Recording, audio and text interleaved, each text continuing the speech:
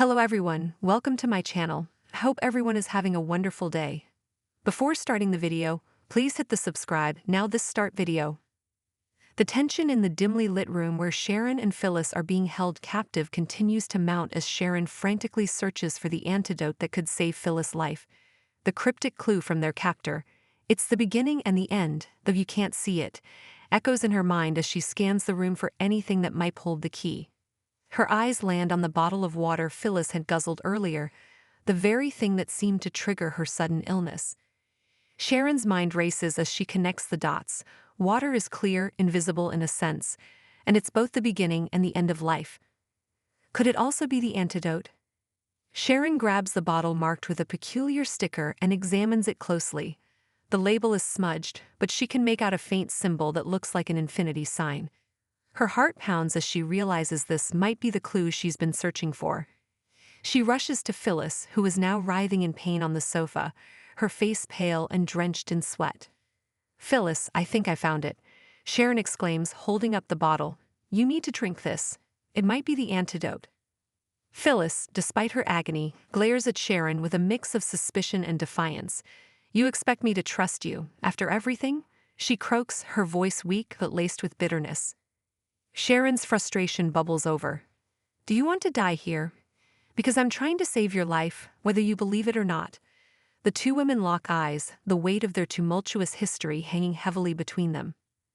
Finally, Phyllis relents, grabbing the bottle with trembling hands. She takes a cautious sip, then another, her body trembling as she waits for the effects to kick in. Minutes feel like hours as Sharon watches her closely, praying that her hunch is correct.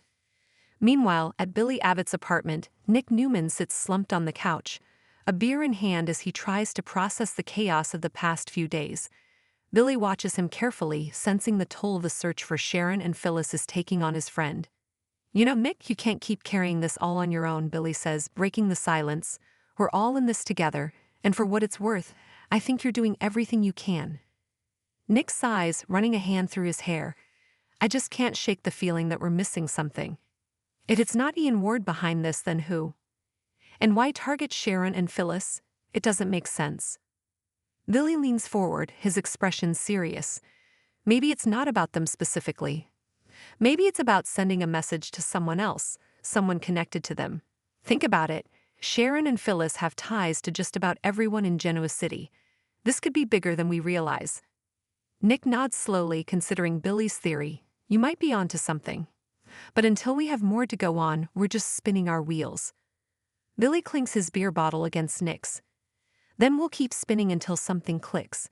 And in the meantime, you've got to take care of yourself. You're no good to anyone if you're running on empty."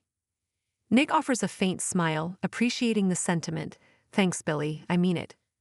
Back at the GCAC, Nate Hastings and Audra Charles continue their conversation about Damien Kane and the potential dangers of digging too deep into his past. Audra's teasing about Nate's jealousy has lightened the mood, but the underlying tension remains. "I just don't want you getting caught up in something dangerous," Nate says, his voice tinged with concern. "Damien's not someone to mess with, and if Holden's right about his temper." Audra places a reassuring hand on his arm.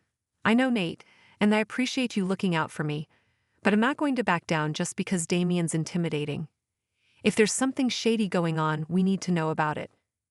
Nate nods, though his worry is still evident. "Just promise me you'll be careful, and if things start to feel off, you'll come to me." "I promise," Audra says with a soft smile.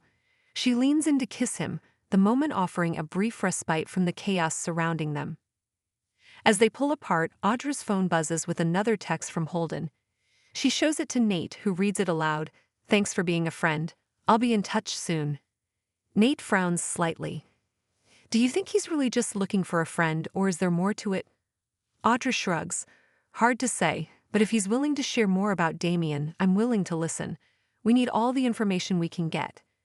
Nate agrees, though he can't shake the feeling that they're treading into dangerous territory. "Just keep me in the loop, okay? I don't like the idea of you being in the middle of this alone." "You've got my word," Audra assures him. Back in the captivity room, Phyllis begins to show signs of improvement.